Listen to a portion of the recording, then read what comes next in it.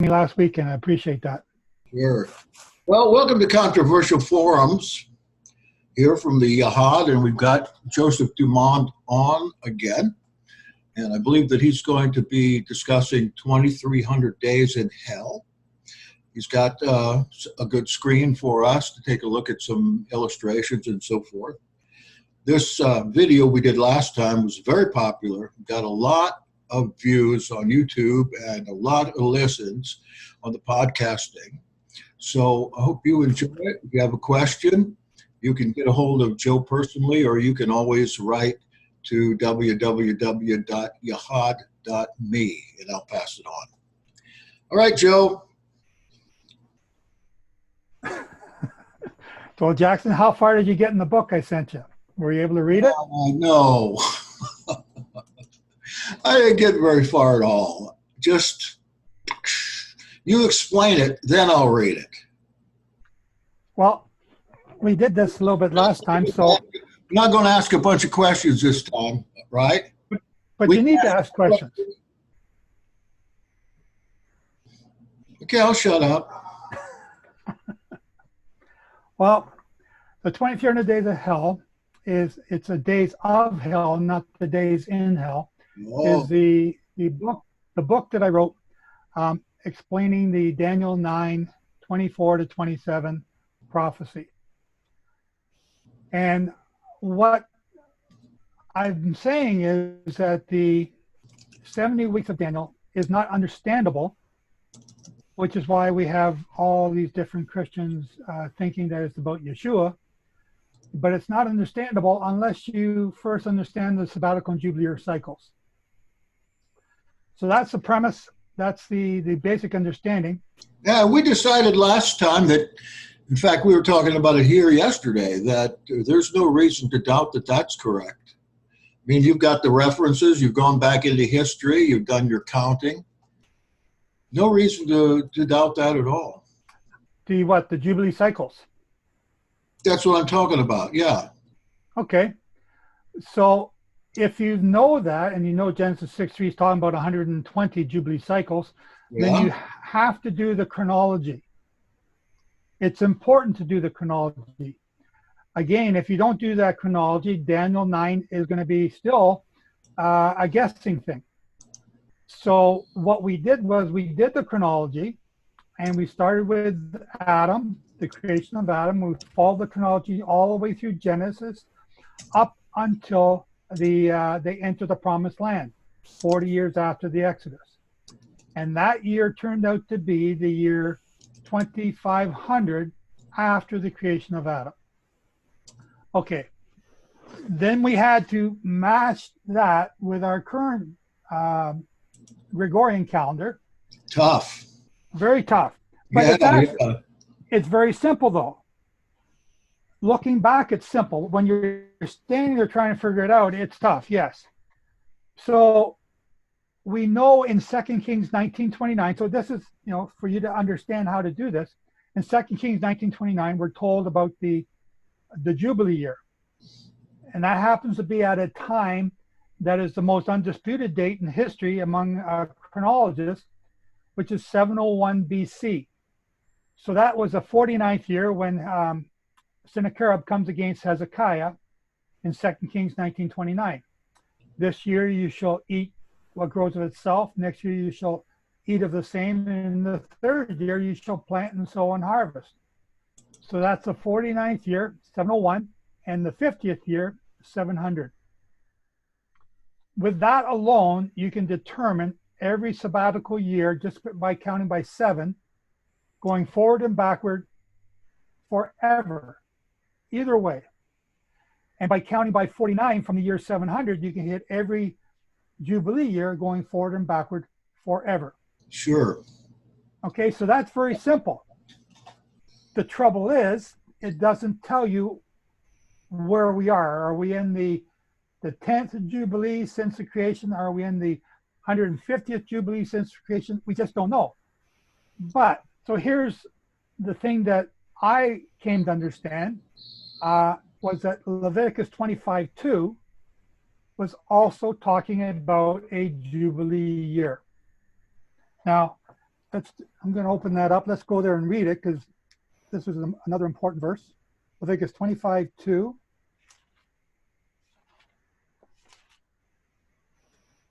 We'll start in verse 1.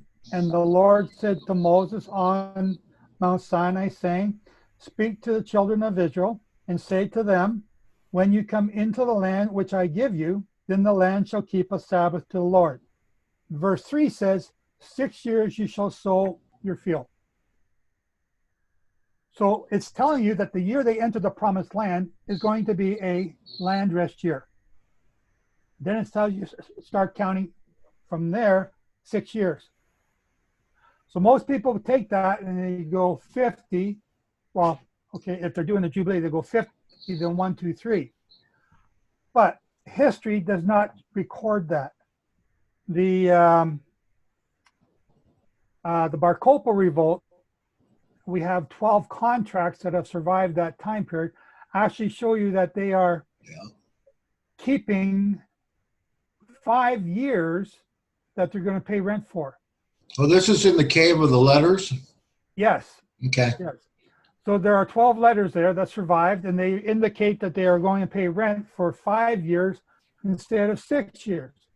And this is because the 50th year is also the first year, which is a phenomenal thing to understand. Again, that only makes sense once you've done the chronology. Yeah. I see now. Oh. The 50th year is the first year. That's from the Leviticus passage. Yes. Okay. Oh, I love it when I feel a light bulb go off. Yeah, the light bulb came on all right. Now let's see what happens the rest of the time. Okay. So now I believe you and I have differences on Shavuot. So that's the other example I use, that the 50th day is on the first day of the week. Therefore, the first day of the week is counted as 1 and not 50. And you don't start the first day on, say, the Monday. Right? I'm just going by the Dead Sea Scrolls. I don't know anything about this. Yeah, I understand. So we do have our differences, and I'm going to mention them when I have to. I'm not trying to bring them up to stir up the pot. But the Shavuot being on the 50th day on the first day of the week is another example of the Jubilee year being the first year in the count of the next cycle. So those Dead Sea Scrolls letters in the cave about the 12 contracts during the Maccabean, the Bar Kokhba revolt, show you that they rented the land for 5 years, starting in year 2 to year 6. Can you clarify one thing first? Yes, sir. If you take from our pagan days of the week and tell us what day that your Shavuot is on. Sunday. Okay. That's the first day. And you've got the Detox Whisperer on here too, who's written a book about calendar. So you might want to chime in if you don't mind once in a while, because we're really trying to understand this. Yeah. We can go over that to the calendar issue and talk about that if you want, as long as it's reasonable and no fighting. I don't mind doing that at all. I just want Heston to be vocal if need be, instead of sitting back with his new hair. Right? Yeah. Can you hear me okay? Oh, okay. Yeah. Yeah. So no, I'm sorry. I appreciate the speaker and his study. In going back to the Hebrew, in Leviticus 23 verse 11, where we all see in our translations the morrow after the Sabbath, if you go back to the Hebrew, it's Marat Shabbat, and the word Marat is actually morning or next morning Sabbath. So it's the morning of the next Sabbath, because now the Hebrews had brought their lambs for inspection on the 10th of the first month, right, the day of the choosing of the lamb, and that was then presented before the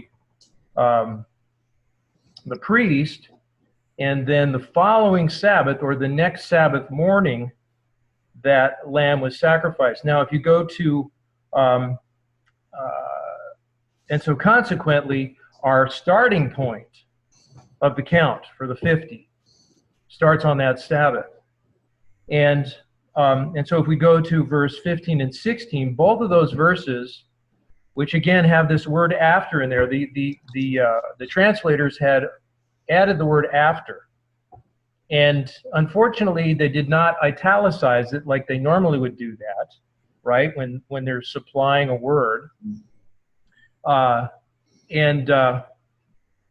this is basically to back up the false narrative in the New Testament to make it look like Messiah had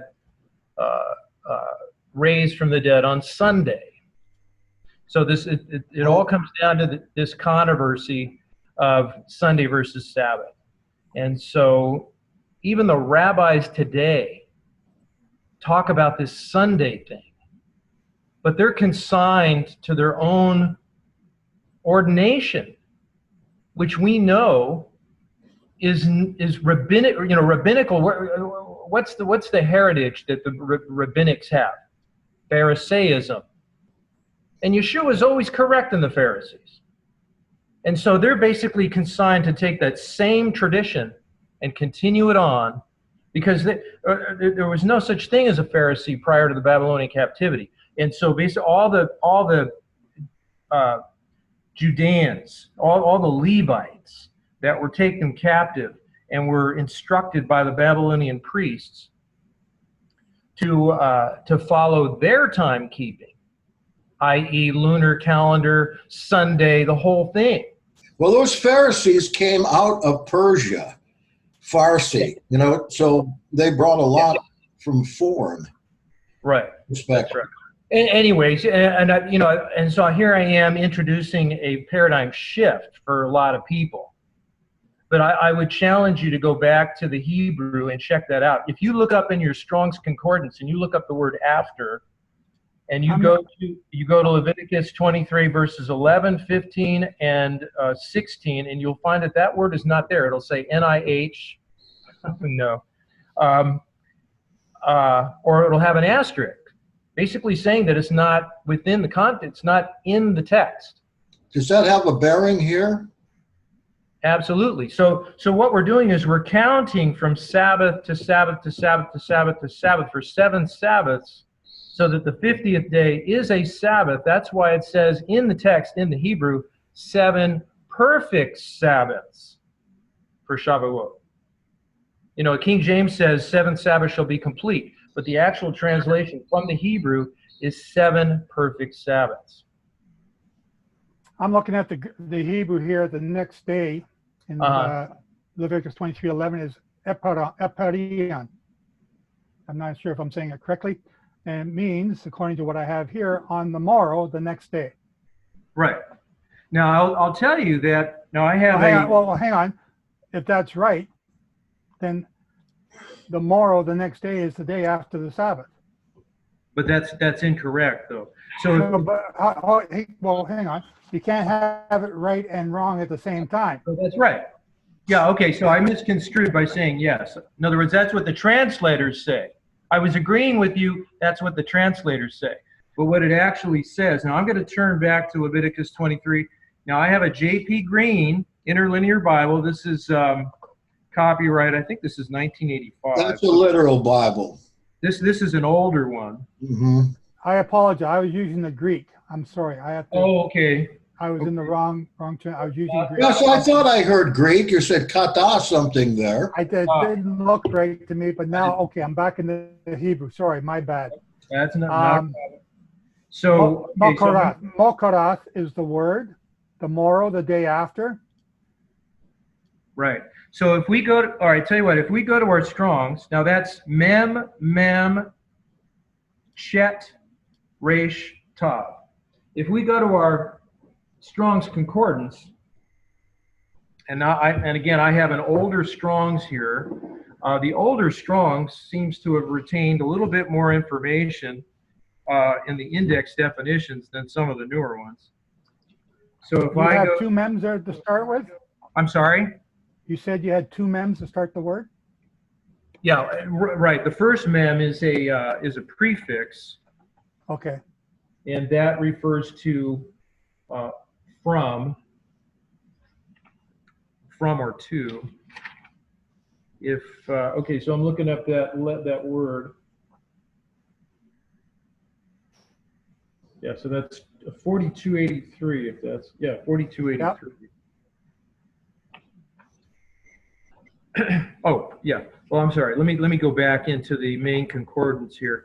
So now, I don't know if I can hold this up to my camera, whether you can see it or not, but I'll try it. Let's see. So that's, I'm looking up the word, I'm looking up the word after.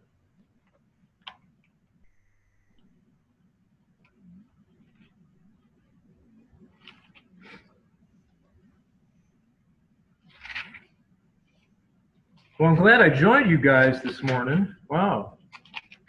Didn't know you were I have the word 4283 here, Mokaratham, and it's the morrow or the morrow the next day. Right. So if let's see, Leviticus.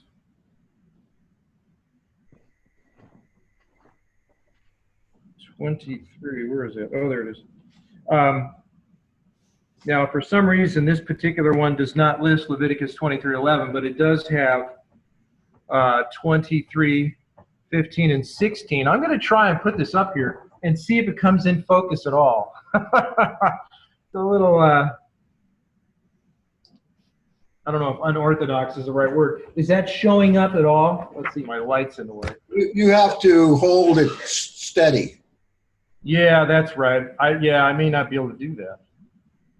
Right there it is. It's right at the bottom of the page. Right. Hold it steady. It might even be backwards. Is it backwards? No. Can't see that right there. Oh yeah, you see the spaces right there on the column? Yeah. There's no number. There's no numbers listed there at all. And so now what's interesting? Now you can compare that to a strongest Strongs. You guys are familiar with the strongest Strongs, right? That concordance that came out maybe 15, 20 years ago. Well, that particular Strong's actually lists the number of times each word is translated to its given definition. And the word morrow after is only found and listed 3 times. Well, guess where they're found? They're found in Leviticus 23, 11, 15, and 16. Now, if you go ahead and you compare all the jots and tittles, if you will, in other words, all the vowel points, and compare that with all the other words, it'll just say morrow. So why can't I substitute the morrow from this word over here with all the same jots and tittles and put that in there? I should have the same thing. What's the point? And so the point is the word after is not supposed to be there. And so consequently, when verse 16 says, 7 Sabbaths shall be complete, or 7 perfect Sabbaths is what it actually says in the interlinear. You can't have 7 perfect Sabbaths if you're counting Sunday to Sunday to Sunday to Sunday. It says you're counting 7 Sabbaths, but it's 7 perfect Sabbaths. And so the way to do that. Where are you getting this word perfect? I don't see it here in the translation. Okay, in my Green's interlinear, it actually says 7 perfect Sabbaths in verse 16. Let me go back to that. It might be a difference between the translation of the Masoretic and the Qumran Bible too. There could be something that might be. Masoretic text is really not good. Perfect is just another translation of a word for complete.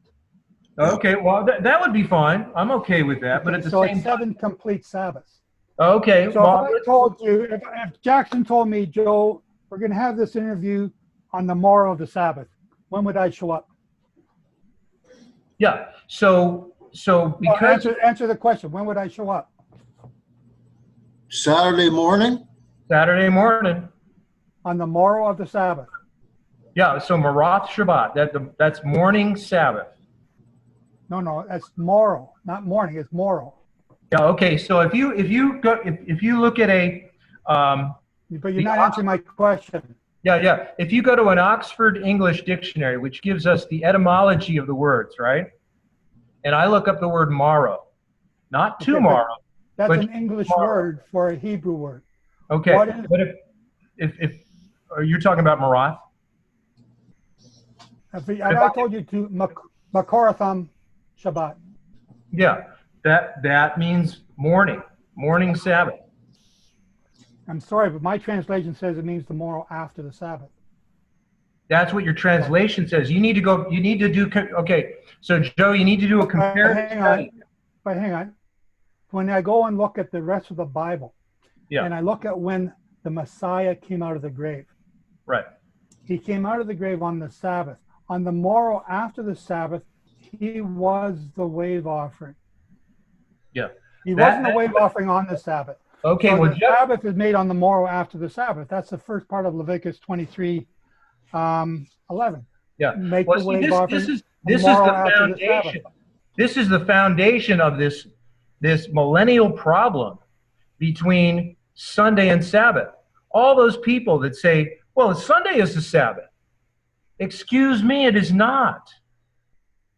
See, Constantine had allowed all this stuff. We're not talking about which day is the Sabbath. We're talking about what is the Feast of Shavuot. Right, but see, this is all relevant to the fact that there's purposeful mistranslations into all the other languages other than what we have in the original documents, the original text. That's why I don't use Strong's. Because there's nothing strong about Strong's. Well, I can understand that. But even with Strong's, we can still get to the bottom of things. I recognize that there's probably other, that's why we need to use multiple counsels, right? Safety in a multitude of counselors. So the more references we can use, the more witnesses we're going to have toward the truth. All right, let's leave it at that for the time being. Yeah. So we could go on. Jack, let me just add one more point to that. So consequently, if we go back to the New Testament, in all four Gospels, we read in our translation the first day of the week. But that's not what it says even in the Greek. In Greek, it says coming toward. Yeah, right. So as it began to dawn toward the Mia Sabbaton, which is the Sabbath, and so Yeshua had fulfilled the Sabbath exactly what it was supposed to be, because the wave sheet was originally supposed to be done on the morning of the Sabbath. And if you look at the meaning of Sabbath, what the word shen, beit, tav, in that sequential order, what that actually means to the Hebrew, that adds to this argument that I'm talking about. But I'll leave it at that. Very good. Thank you. Mm-hmm. Okay, well, that's the first time I've heard that the wave sheaf was done on the Sabbath and that Pentecost is on the Sabbath. So that's interesting. I strongly disagree. And the Jubilee cycles will add to my proof, because you're going to say, if using your example, you would say that the Jubilee year was also in the 49th year. Right. So if you look at Leviticus is on the 50th year. Yeah, Leviticus 25, it says you're supposed to blow the trump of the Jubilee on the 10th of the 7th month in the 49th year. No, it's in the 50th year. No, it says, no. You're supposed to blow it on the 10th of the 7th month in the 49th year to hallow the 50th year, it says. It's done in the 50th year. It's blown in the 49th year to hallow the 50th year. Again, we disagree. And so what that actually, I can read it to you. I have read it. We don't doubt you, but it's going to take some more looking at.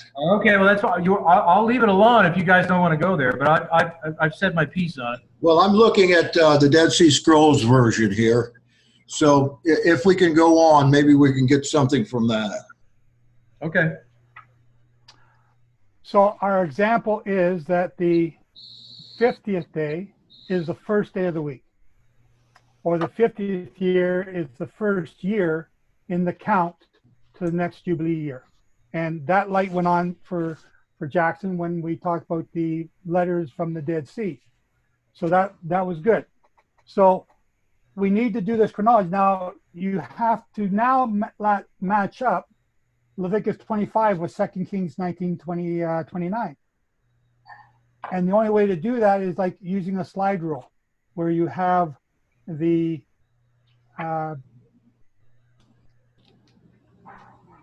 Jubilee cycles on the bottom coming up to the year 2500, which is when they enter the land, Leviticus 25:2, and the Jubilee years on top of another slide rule until they match. And in that slide rule, you have to have only 120 Jubilee cycles. It's like a math equation. Now, until you actually do it, you're not going to understand this, because trying to do this in your head, it's impossible. You have to do it on paper, and you have to actually do the homework. So that's why I tell people, do the homework, because then once you've done it, you can prove it. So then once you've lined up those two sabbatical or Jubilee years, you now have the entire chronology from Adam until the next Jubilee, which is the year 2045. And you also know that 2045, when you do this chronology, is the end of the 120th Jubilee, which also tells you that 1996 was the start of this 120th Jubilee cycle that we're in right now. So that is important to know. Now, when you have that matching up of those two Jubilee cycles, and you go back to the Exodus, you will discover, and I'll just get out my charts here. The Exodus took place in the year 1379 BC. Some people want to say 1450, others want to say 1250, depending on which theory you're ascribing to.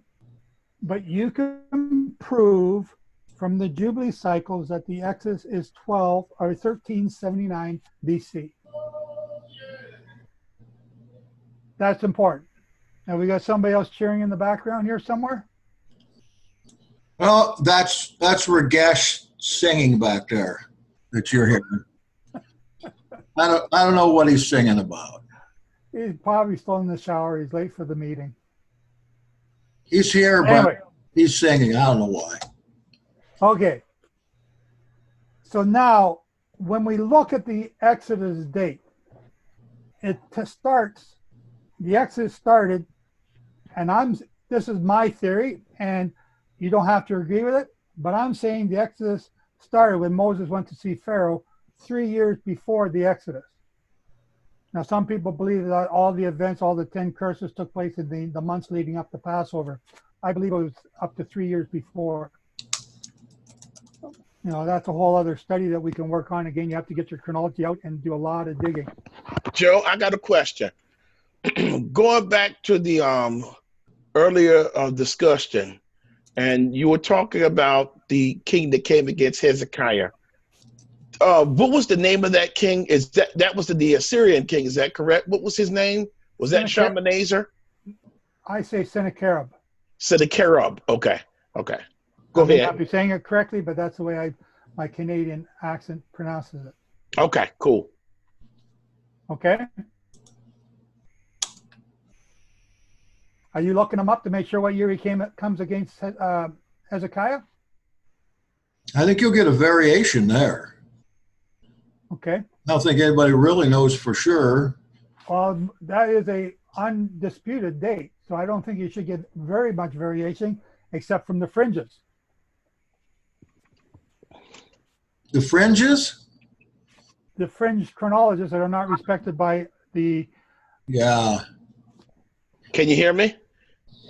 Okay. Go ahead. No, the reason why I asked that question is because I've heard wait a minute, hold on. Okay, there you go. I've heard, is that the king that took the 10 tribes into captivity as well? No, that was 100 years earlier. Okay, that's okay. That's what I wanted to confirm, because I know that. Go ahead. We're talking about 580 or 701 BC. No, not 100 years earlier. 701 BC, and this is the children of Israel is 723 BC. So that's 20 years earlier. Okay. Okay. Right. Okay. So we have to know this chronology of when the Exodus took place, which was now you can count 50 Jubilee cycles completed, and then the Exodus takes place during that time. And the end of those 40 years is at the end of that next Jubilee cycle when they come into the Promised Land, which is 2,500 years after the creation of Adam. Okay, so that doesn't tell you if it's 49 or 50 years because, you know, the multiplication here, 2,500 by 50 works out to be 50. So we have to do some more research, and we have now got, and I have now got in my possession, 89 sabbatical proofs or records from history, including artifacts and biblical scriptures, to back up my position. If you take 2 Kings 19:29, and you only had that, you only have 2 Kings 19:29. Let's not use Leviticus 25:2 right now. And you start with 701, and you count by 7, you'll hit all these documents that I have that match it and prove it correct. If you then put in the 49 or the 50th year as 700, it matches with the 7, counting by 7. If you count by 50s, none of those sabbatical years that you count by 7 will line up with the 50th Jubilee. Does that make sense? I'm not sure if I'm explaining that correctly. Does that make sense? Nobody's answering me, so maybe I'm not making sense. Yes, sir. It makes sense to me. Sorry. You understood that? Okay, if you putting you on the spot, explain it back to me. See if you can say it differently than what I did. I'm not sure because I stink at math, but I was following you.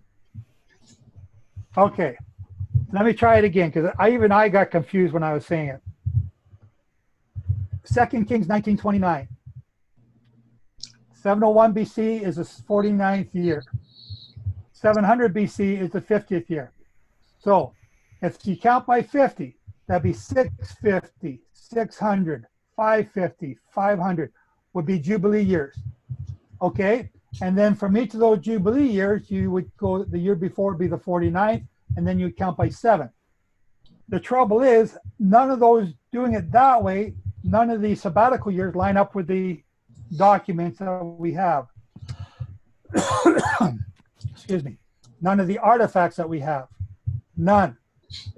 But if we count 701 BC and make the 50th year the first year, and then go forward throughout history, doing it that way, then every 49 years is a Jubilee year. That matches every 7th sabbatical year. So it's like keeping the Sabbath. The Sabbath is every 7 days. Shabbat, Shabbat, Shabbat, Shabbat, Shabbat. Then there's Passover. Then there's the first day of unleavened bread, 7th day of unleavened bread. Then there's Shavuot. We have a disagreement as to when that is here. Then we have trumpets. Then we have atonement. Then we have Sukkot. And then we have the 8th day. And the Sabbath doesn't stop and start at any of them. The Sabbath is always the 7th day, no matter what comes along. The same for the sabbatical years. Okay? So understanding that, the 50th year is the first year. That's right. Again, we disagree about Shavuot. No, that's right. The 50th day is the first day. Okay? So once you understand that, you can put this chronology together of Leviticus 25:2, counting the sabbatical years from the creation of Adam to the end of the land, and then 2 Kings 19:29, using a slide rule to match those two up. And your parameters must be 120 Jubilee cycles, which is Genesis 6:3. Let's read it. Again, another important verse in this understanding.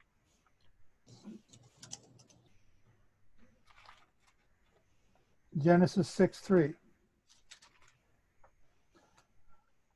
And the Lord said, my spirit shall not strive with man forever, for he is indeed flesh, yet his days shall be 120 years.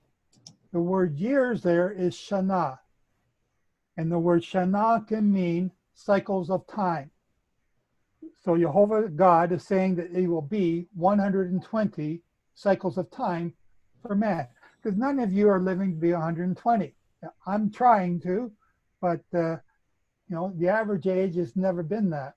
As far back as I can tell, you know, back in the 1500s, it's 40 and 50. Now we're up to 80. You know, before the flood, it was 900 years or 600 years. But if you average that all together, we still don't get 120. It's 120 cycles of time, and it's 120 Jubilee cycles. Okay, so does anyone have any questions about anything I've said so far? Because this is your basic understanding that you have to have before you can go into Daniel.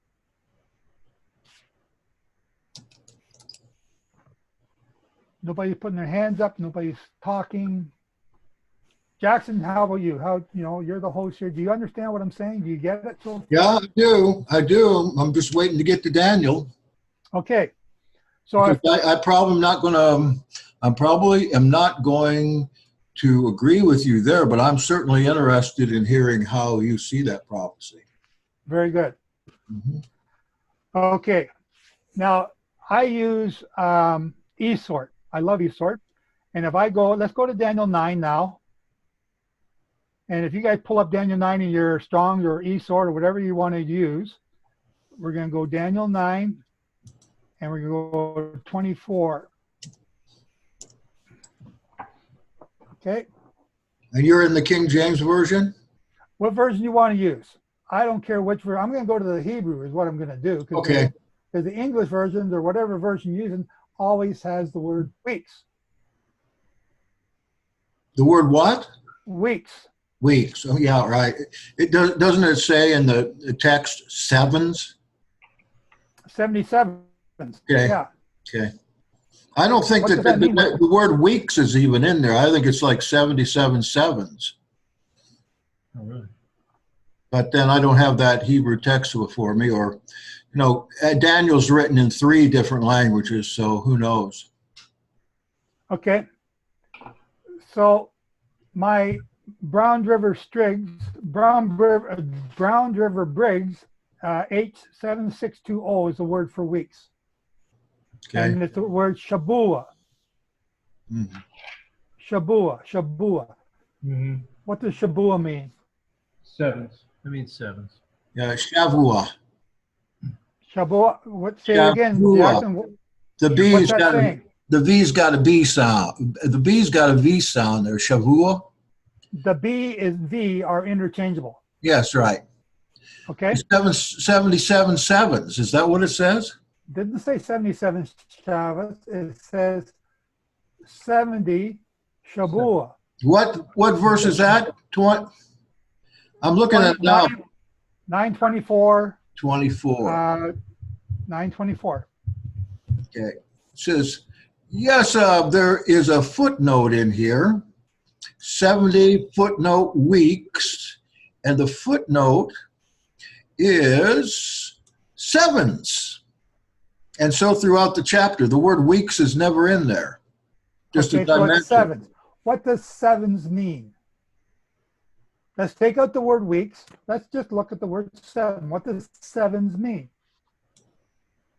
Well, there's a figurative idea of sevens is completion of anything, or when something is fulfilled.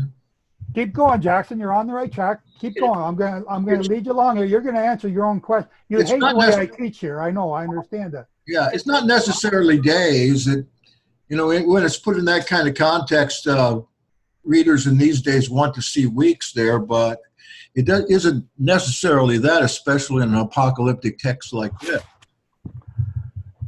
Well, hang on. It's not apocalyptic. It's talking about Yeshua.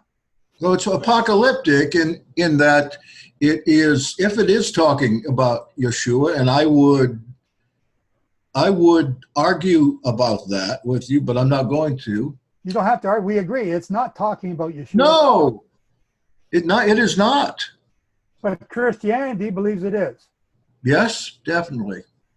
In fact, none of the apostles, nor did Yeshua, use this verse to say that he was the Messiah. No. Who's the first person to use this verse that's claimed to be the Messiah? This does not pertain to the Messiah. Right. But it does. It says so there twice. I see a prince, it says here. Messiah the Prince. And there's another Messiah there. But I mean, who was the first? It does not pertain to Yeshua, the Messiah, necessarily. It can be interpreted that way, and that's what I'm supposing you're going to do here. No, I'm not going to do that. That's what Christianity has already done. Why do I need to reinterpret what they have already done? Well, good. You don't. No, I try and use the Hebrew as much as I can, even though I don't speak Hebrew. But who was the first person to use this for the Messiah? Well, let's see. It's mentioned in the New Testament, definitely. What? I don't know. Who was it? None of the apostles used this Daniel 9 to prove that Yeshua was the Messiah. None of them. So I'm asking who was the first one to do it. And the answer is Rabbi Akiva. Of course. In 135 AD. 133. Okay, that's pretty close. 133. For a man with Alzheimer's disease? Yeah, but it's important to know that it's 133 because what was going on in 133? The Second Jewish Revolt. It was the start of it. And he called Simon Bar Kokhba the Messiah, the star of the morning, because it was 133 BC. I mean AD, 133 AD. It was the 49th year. What was the next year? 134, when those contracts in the Dead Sea Caves were saying we're only going to have the land for 5 years. It was That's very interesting. Yeah. It was a Jubilee year when they couldn't plant during the first year of the count. And Messiah is Messiah, Simon Bar Kokhba. He's going to save us. Yeah. And wasn't that actually printed on the coinage at that time? Yes. They actually put his name on there. The Messiah or the Morning Star. I forget what they did, but yes. And they changed his name. They changed his name from Kosovo to Kokhba, star, in order to prove that. But what was the other thing? They changed his name from, But his name was Ben Kosovo, but Akiva changed his name to Ben Kokhba, the star. Okay. So now, what's going on? We got a Jubilee here coming up, and the Messiah's coming in the Jubilee year. We have to get this Daniel 9 prophecy to fit him. So what do they do? We got another Masorete screwing up the scripture, in other words. Well, he's taking the scripture and trying to apply it. In order to do that, he has to change the history of when the 490 years took place. He changed the calendar by 240 years, right? No, I don't want to go there because that, Okay. But you're right, but not the 240-year part. He changed the date of the first destruction of the temple, and he shortened the period of the Persians in order to make that 490-year prophecy fit Simon Bar Kokhba. So how many years do you have that in years? I'm going to say, I'm going to agree with you, 240, yes, but I got a huge but there because there's a whole other side of the story with that. Well, you find that in the Seder Hadorot, and whether that is right or not. By Rabbi Yossi? What if you add 240 years to the Jewish calendar, you get the same one as we have. Take 240 years off 2020. Yeah, see, that's right. The Jewish calendar. I got a lot of problems with that. I got a lot of problems with that, and we're not going to. All right, let's leave that be then. Okay. Yeah. Because it's Rabbi Yossi changed the dates after Simon Bar Kokhba was found out not to be the Messiah. The chronology that Rabbi Yossi used survived, and continued to be used by all the genome and sages throughout history until it's passed down to us today. Yeah, okay, good. Thank you. I didn't know that. Rabbi And Yoshi? Rabbi Yoshi in the Seder Olam. Okay. Well, you see it also in the Seder HaDorot, and that's a little later than, in fact, I've got the Seder Olam at home. That's would be a good place to look. You can look there. I will. But you don't see where he changed the date. You don't see it when he doesn't say, I'm changing the dates here. It's a hard figure out. So those dates continue down to our time. And today, what year are we in today?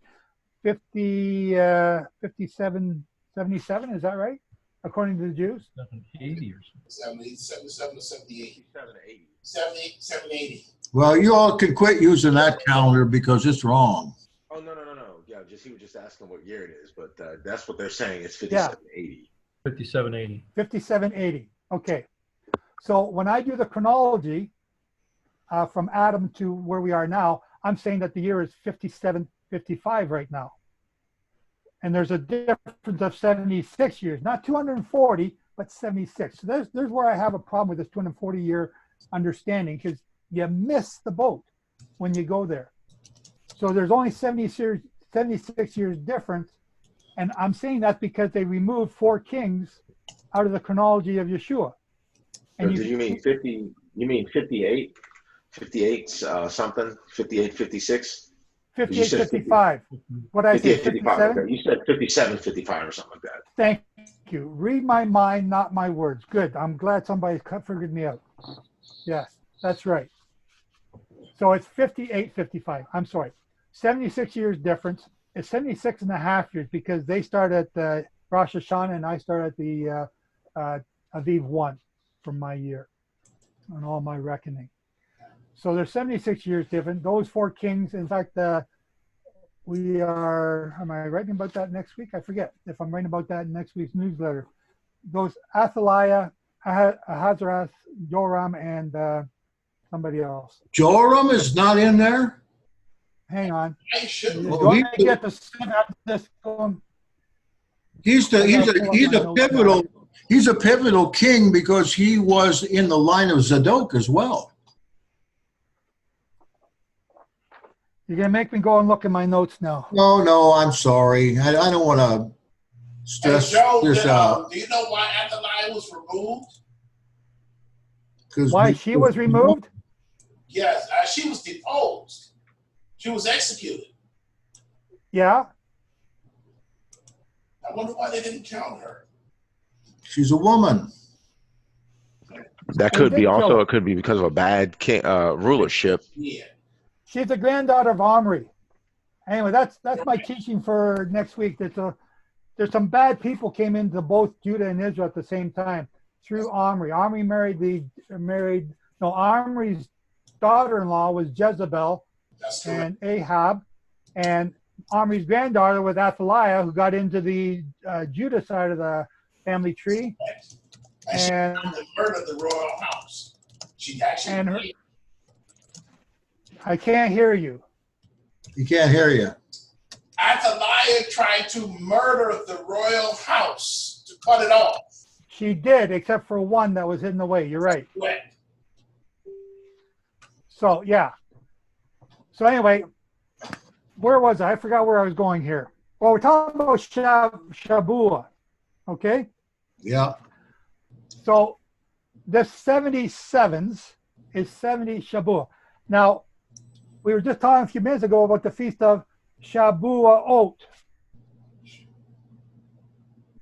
What's that one? What's that feast? That's plural. Yeah. Shabuot. There's a feast by that name, the Feast of Weeks, or Pentecost. Yeah, Pentecost. Yeah. So Shavuot is what we're talking about when we say the word Shavuot. But why are we not saying Shavuot when we're saying 70 Feast of Weeks or 70 weeks in Daniel? Because the same word that Daniel uses here is used for the Feast of Weeks, the Feast of Shavuot. So this is talking about not 70 times 7, it's talking about 70 times 49. Yeah, I remember you mentioning that last time. And Now how quickly he's forgotten it. Yeah, I see what you're coming to. Yeah, okay. Okay, so explain it back to me, Jackson. I want you to understand this. I want you to get it. Well, he's talking about 70 Jubilee years. No, okay, hang on. You jumped way ahead. Go back to the simple 70 weeks here. It's 70 Shabuah. It's 70 times 40. 70 Feast of Weeks. 70, because, you know, the other word, when you translate this word in the other scriptures, it's always translated as Feast of Weeks. So this is not the Feast of Weeks, obviously. If we look at the one translation, and you shall observe, will say, so one of the translations, the same word is Exodus 34:22, and you shall observe the Feast of Weeks of the first fruits of wheat harvest. It's called the Feast of Weeks here in Exodus 34:22, but Daniel just uses the word weeks. You're back on that Socratic method again of asking questions to people that don't have the slightest idea. I know. And I know it bothers you because you commented on it now 3 times. I still like using it. Okay? It's a good way to teach, and you admitted that to me before. Yes, it is. Who was it? Because Socrates is now famous for it. It's also Greek. You know, you guys are supposed to stay away from anything Greek. That's of the devil, right? No, you're not. Okay. God, that's like staying away from anything that's Canadian because it's made with maple sugar. All right. You don't have me to kick around here for the next 10 seconds. I've got to go to the restroom. So I'm gone for a little while. Go ahead. Okay, why don't we just let everyone go have a pee break right now? And we'll come back to this. We're going to come back to Shabuah in 30 seconds. So make it a quick pee break. So in the meantime, I don't have to go yet. I may have to go a little bit later. Anyone got any questions up to this point so far? Joseph, you can read some of the comments in the meantime that's there in the comments section. Hang on. Oh, man, there's a whole bunch of them. I didn't even see them. Is there anyone you want me to pick out specifically, Norman? No, not particularly. Or maybe I'm sort of you reading this many, many years ago when I was associated with another group. We're going back 20, 30 years. Our group invited you to discuss the calendar, and there was great disagreement between you and them then. But what group is this? Well, or I didn't get invited.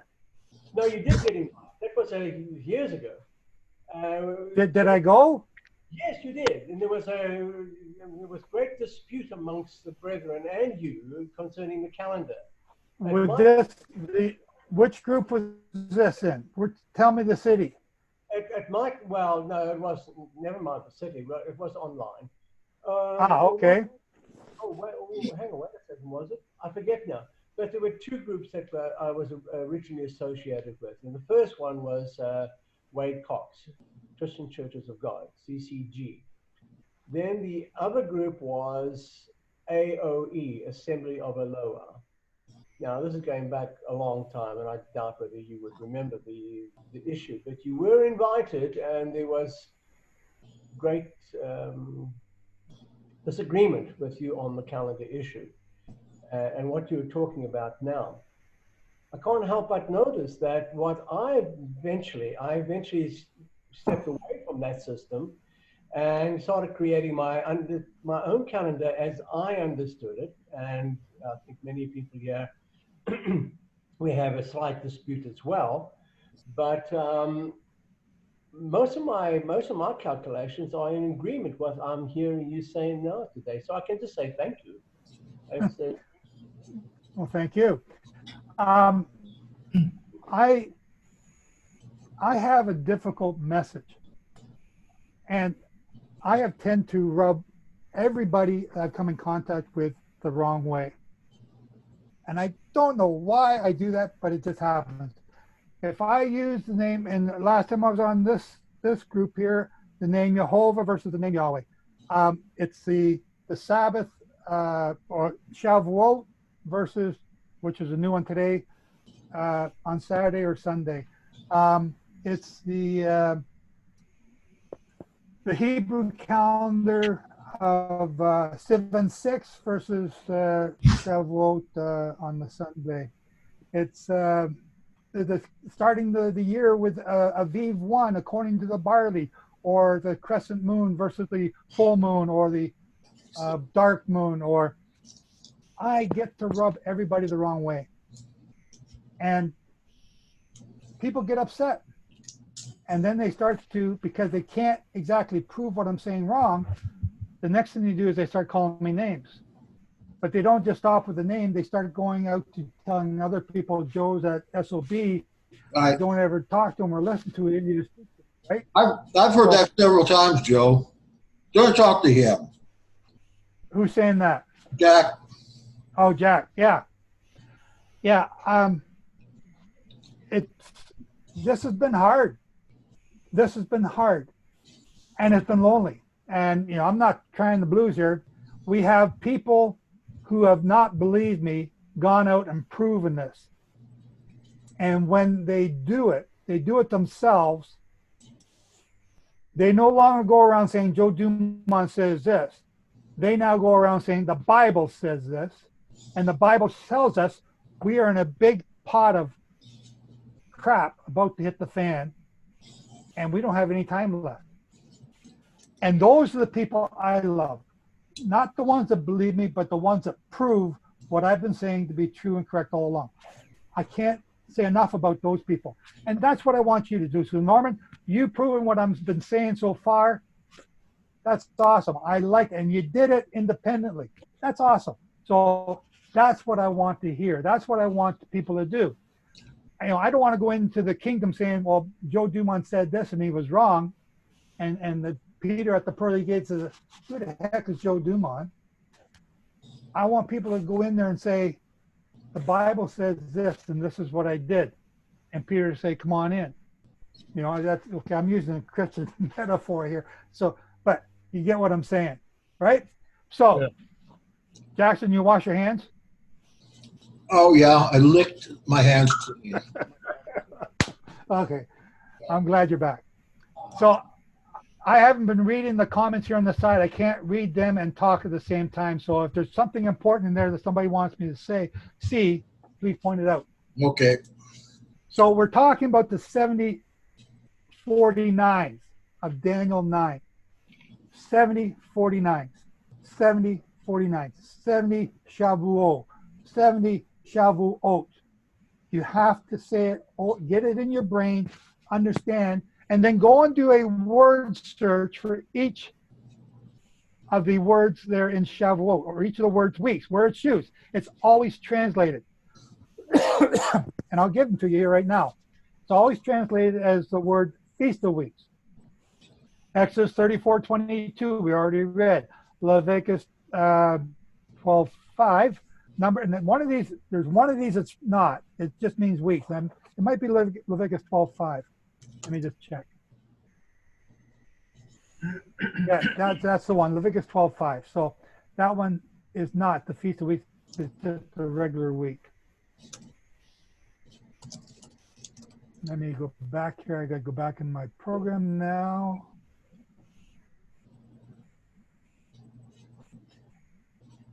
Numbers 28:26, Deuteronomy 16:9-10.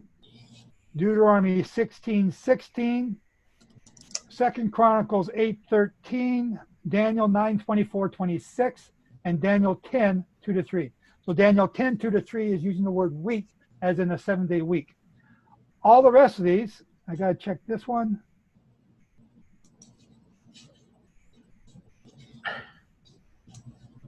Yeah, all the rest of them are talking about the Feast of Weeks.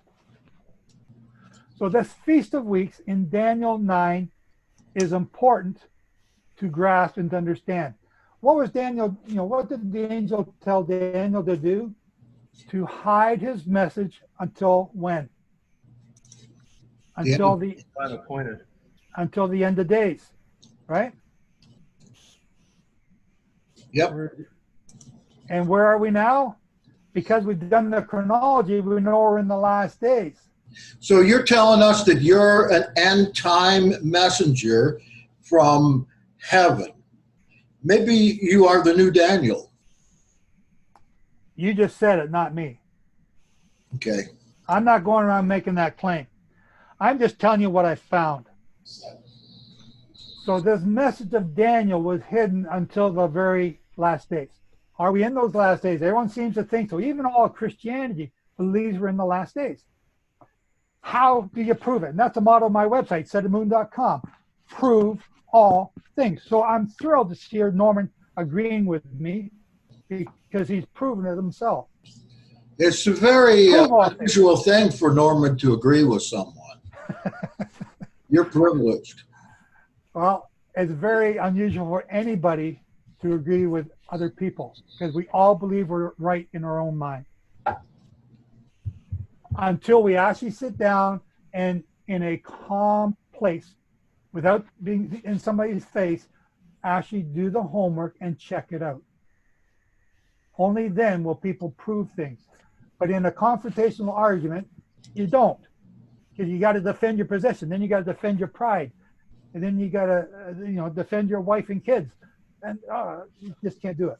So when you go off by yourself and you prove this stuff, then it comes and makes sense. So let's get back to Daniel. Where am I now? Daniel 9:24.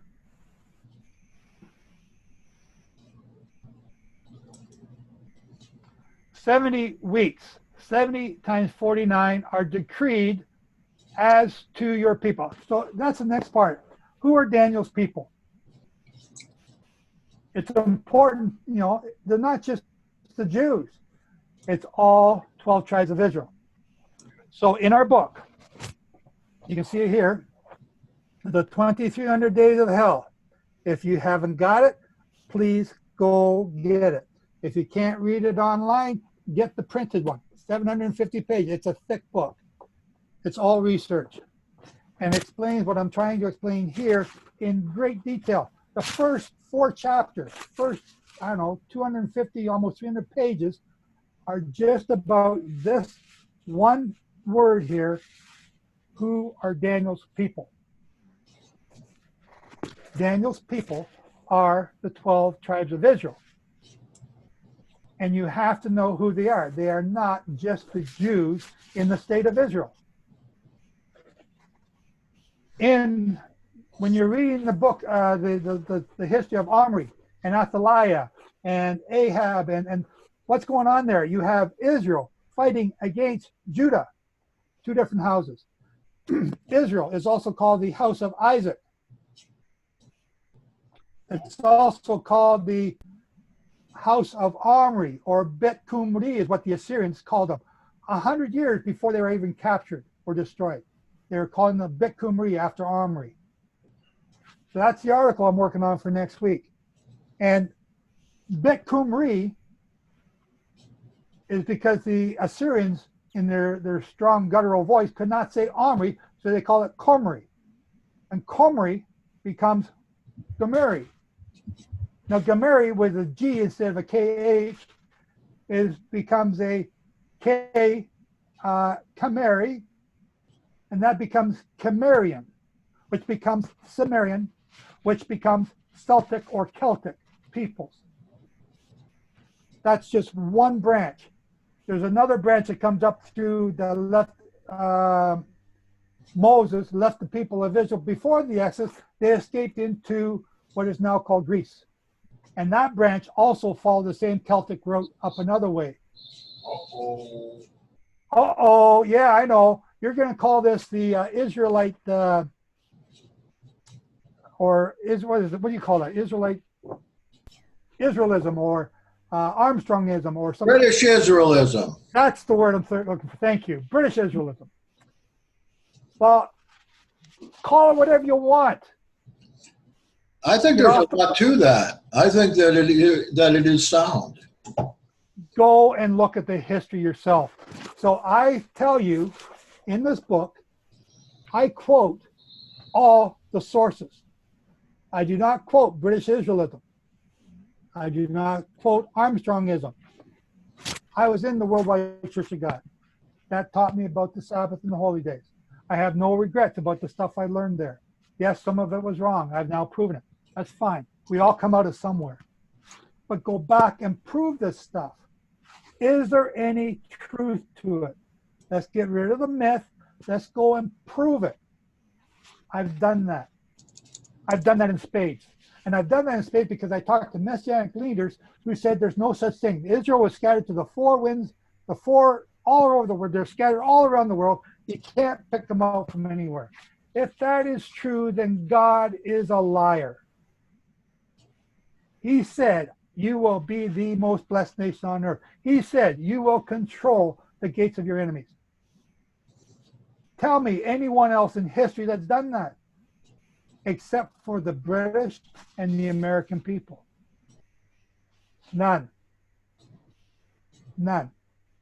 And they've done it since the middle 1800s. The United Kingdom controlled, well, the sun didn't set on them. They were the greatest empire at the time. And they are the brother of the Americans, who are now the greatest, well, we're the greatest nation on earth. So Daniel's people are these Celtic people. 250 pages. If you can prove all the stuff I'm saying in that book wrong, then do so, and I will take the book off the market. But you can't, because these are all facts from history. So we go to the Behistun rock. The Behistun rock, you know what that is? That's a rock in Iran that has the carvings on it that King Cyrus, of all the people that he captured and subjugated. The Scythians were the Saka. These are the sons of Isaac, the house of Isaac, another name for Israel. The Gamera, which are the Qumri, another name for the house of Israel. These are all trapped, and they're three different languages, three different ways of saying the house of Israel in each one. It's an amazing rock. Prove that rock wrong. That's written by, it was before British Israelism, that was before Armstrongism, that was before all this modernism that people believe today. That was done when Cyrus was king. When was that? 450, 460 BC? Who are Daniel's people? The Celtic people. So these 70 weeks, 70 49s, which is, anyone done the math yet? I tried to do it in my head. 70 times 49 is 3,430 years. Okay, so now you go back to the Exodus. When did Israel become a nation? When they crossed the Red Sea, they became a nation. In the day that nation was born. So from the Exodus, if you count 3,430 years from the start of that Jubilee cycle, again, let's just do the math. So the start of that Jubilee cycle is 2,451. Oops, I just did that. 2,451 plus 3,430 brings you to, anyone doing the math, what's the number?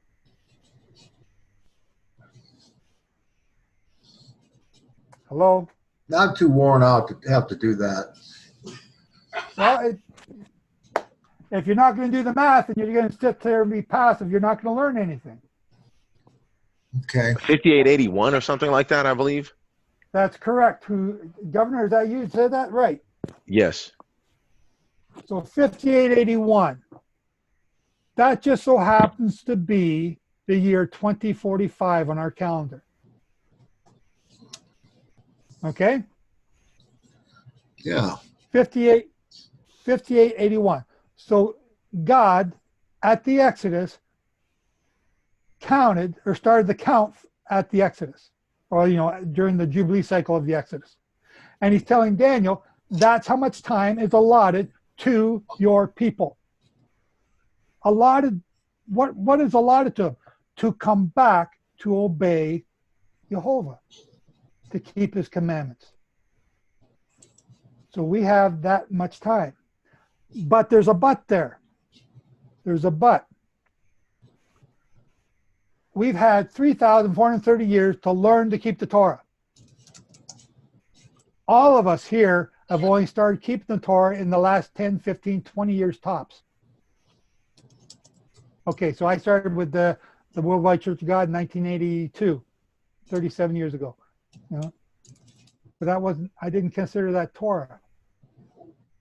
It was and it wasn't. Anyway, we're all just coming to learn this stuff recently. That's because he's pouring out his Holy Spirit in these last days.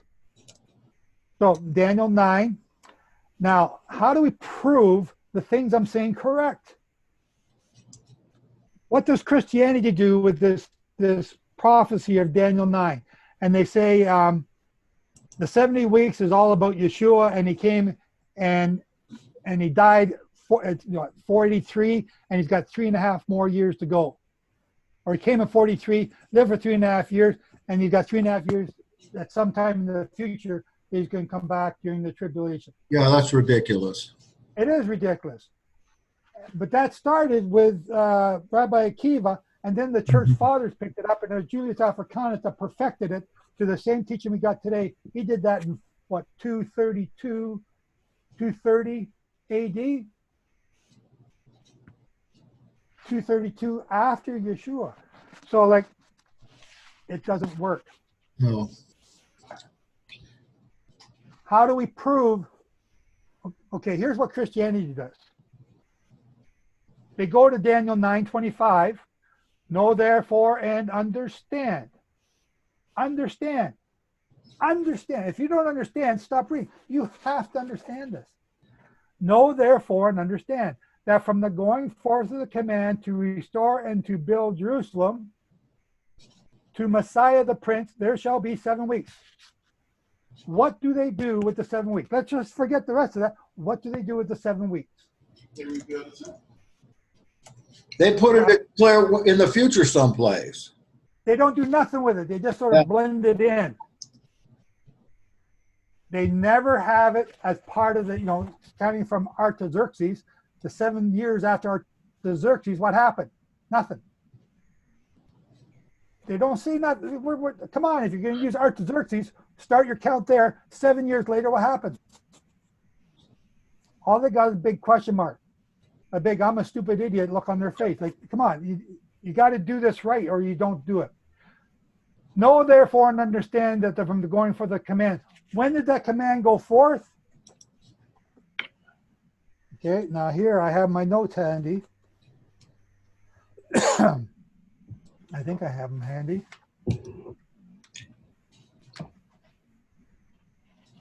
That command went forth to Moses. Let's start in Exodus 3, verse 10. Exodus 3, verse 10. And now go. There's the command. Go. And I will send you. There's another command. To Pharaoh, that you may bring forth my people, the sons of Israel, out of Egypt. And we can scroll down to verse 14.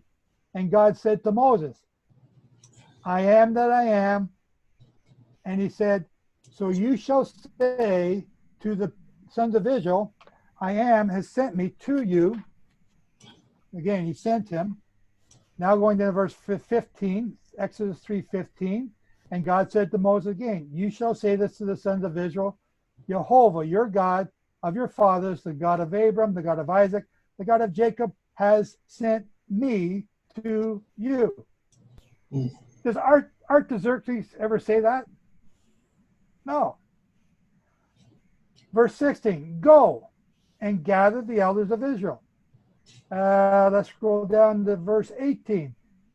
And now let us go, we beseech you, 3 days' journey into the wilderness, that we may sacrifice to Jehovah our God. You can keep on reading or all the rest of chapter 3, going to verse 4 or chapter 4, verse 12. And now go, I will be with your mouth. Have we got any more? Verse 18. And Moses went unto Jethro, his father-in-law, and said to him, please let me go and return to my brothers who are in Egypt and see if they are still alive. Jethro said, okay, go in peace. And that's it. So I have right there about 6 times Jehovah telling Moses to go and get the people. Everyone reads right over this. Never associate this from the command. Daniel 9:20, know therefore and understand that from the going forth of the command, there's the command. That started in the Jubilee cycle, that is, starts at the year 1386, and you count 70 Jubilee cycles later, or count 3,430 years, being the 5881, which is year 2045. That's when this thing starts. So now, okay. Where do you get that 1386 again? 1386, it's the start of the Jubilee cycle. Okay. I thought what you were implying was that 1386 was the date that Moses was told to go here and there. We are not told when Moses was told to go and do that. Mm-hmm. I could push the envelope here and say that 1386 is when he was told, and then he spent the next number of years preparing his wife, getting his family ready, packing up the donkey, and saying goodbye to his father-in-law. Well, that would be pretty close. That would be pretty close if maybe, well, I can't say how many. We've been studying that part of it.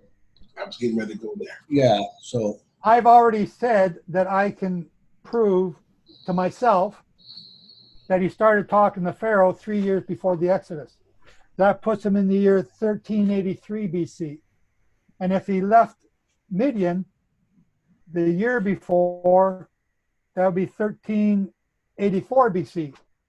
And if he had to say goodbye to Jethro and get the sheep ready and the donkeys ready, you know, again, I have no proof for this.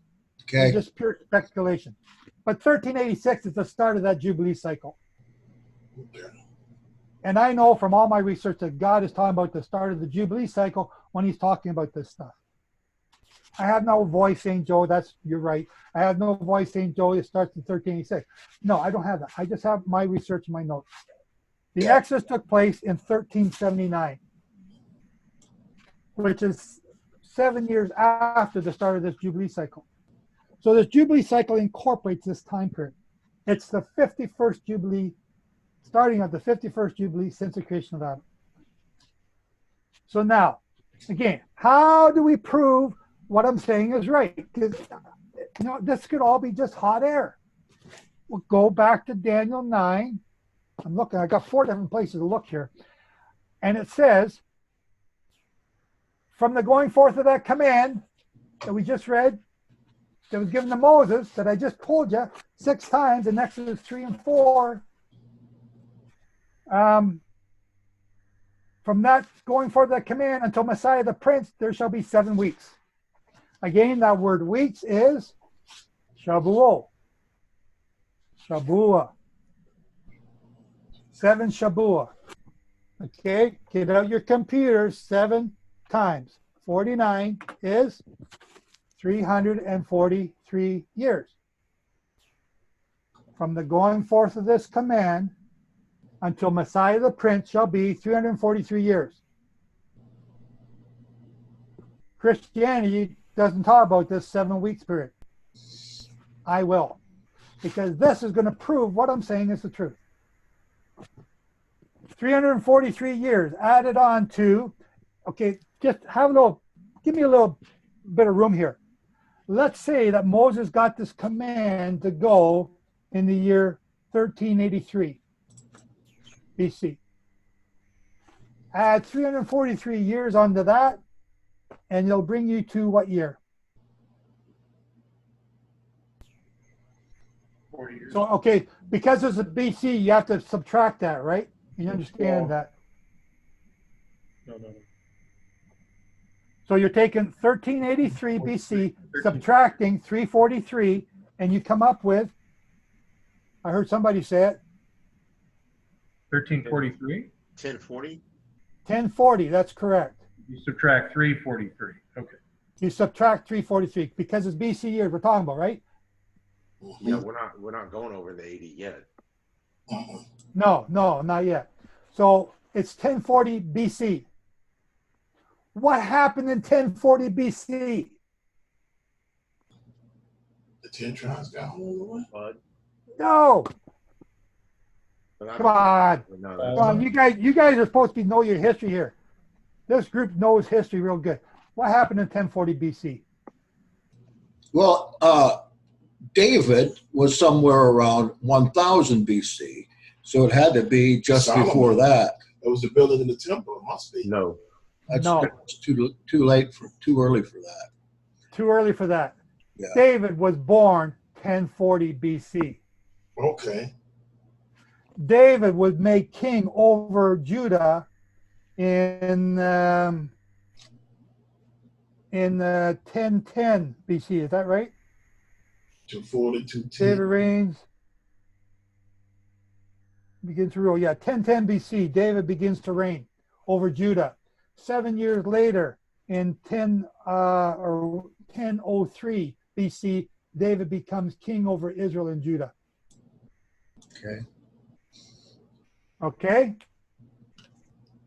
Go back to Daniel 9. 25. So hang on. Before we do that, does everyone see what just happened here? 7 Jubilee cycles after the going forth of the command, 343 years later, if you give me a little leeway and say that the command was given 3 years before the Exodus, 343 years later exactly, David was born. Far out.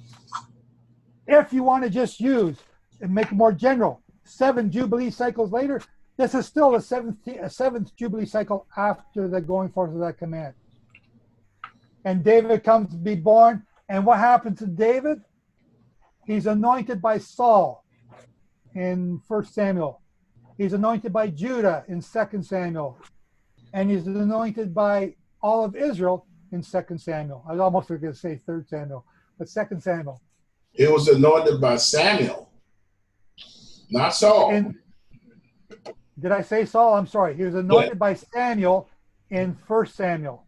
Mm-hmm. And he was anointed by Judah in 2 Samuel and anointed by all of Israel in 2 Samuel. I almost said third again. What's the matter with me? Mm-hmm. Okay? Mm-hmm. So now go back to Daniel 9. From the going forth of the command to restore and to build Jerusalem until Messiah. What's Messiah? The Hebrew word for Messiah is Mashiach, Mm-hmm. which means anointed. Anointed one. Anointed one. Know therefore and understand that from the going forth of the command to restore and to build Jerusalem, the time of Moses, until the anointed prince, my Messiah is a king. He is a prince. King David is the prince. Mm-hmm. So King David here is talking about Messiah the prince. Tell me why he doesn't come out with this. It's I mean, does it take Joe Dumond 3,000 years later yes. to figure this out? It takes Jehovah to reveal it to somebody in the last days. Yeah, that's true. If that's me, because this was Daniel was told to hide and seal this until the last days. What was he hiding? What was he sealing? But you're not a church pastor or a bishop or anything like that. Why should you get this?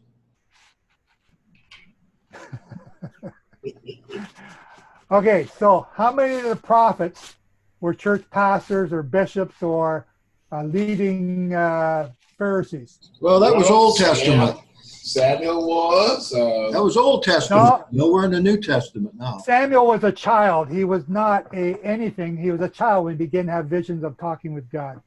He was a priest because he was wearing an ephod. He was a priest. He was a ephod. He was a priest. He was a child. He was not a priest. He was a child when he started. He became the priest later, but he was not when he started. I'm not saying this facetiously. I'm saying it seriously. Actually, here's where I disagree, Joe. When he was serving Eli, he wore an ephod. He was of the priestly line. And he did serve in the temple as a priest. Not as the priest, but assistants. When he began serving Eli, he was just a child. He was nothing. And while he was serving Eli, before he wore the ephod, before he was anything, he was getting visions. And now I have to go back and reread this now that you bring this up. But my understanding is he was just a child when he began to have voices coming from God. Yep, that's right. That part is true. Okay, so it served. It doesn't mean that only priests are going to be told things or shown things by God. I agree with you. So if I come out here right now and I say, Joe Dumond, I'm a prophet of God, you're all going to think, here's a guy that's full of himself. Yes, that's right. Hey, we all do, because as soon as somebody says, I was talking to God last night, I say, okay, here's another dingbat. And I got thousands of them writing me, telling me about how Niagara Falls is going to fall into the river the next day, and it never happened. Yeah, that's exactly right. That's why I brought this up in the first place. So this is the way he reveals these things. I do not go around saying I'm a prophet of God, but anybody who preaches Torah, anyone who speaks Torah is a prophet. Fair enough. That's true. All of you. Mm-hmm. So, because I have certain ideas of where this is leading, and I've only told my closest circle about those things, and I'm not going to share that with you folks here today. Oh. We'll see. Is it in the book? Is it in the book? No, it's not in my book. Okay. No. You know what happens when people say this stuff, you think they're nuts, and then all of a sudden all their message is discredited. So I'm giving you a message. I'm showing you the message. I'm showing you how to understand the message. That's all I'm doing. And since I started doing this in 2005, that's when I started understanding this stuff. Things have been happening according to what I'm saying, according to what I'm repeating from the Bible. Not what Joe Dumond's saying, but the Bible's saying. I'm just showing you, here it is in real life. You know, like, that's all I'm doing. So if, you know, I'm really uncomfortable with being called anything except Joe Dumond. Mm-hmm. Okay? I understand that. So let's get back on subject here. 70, from the going forth of the command, 7 Shabuah, 7 49s, 343 years, brings you to Messiah, King David, the prince. But now you got to read the rest of it.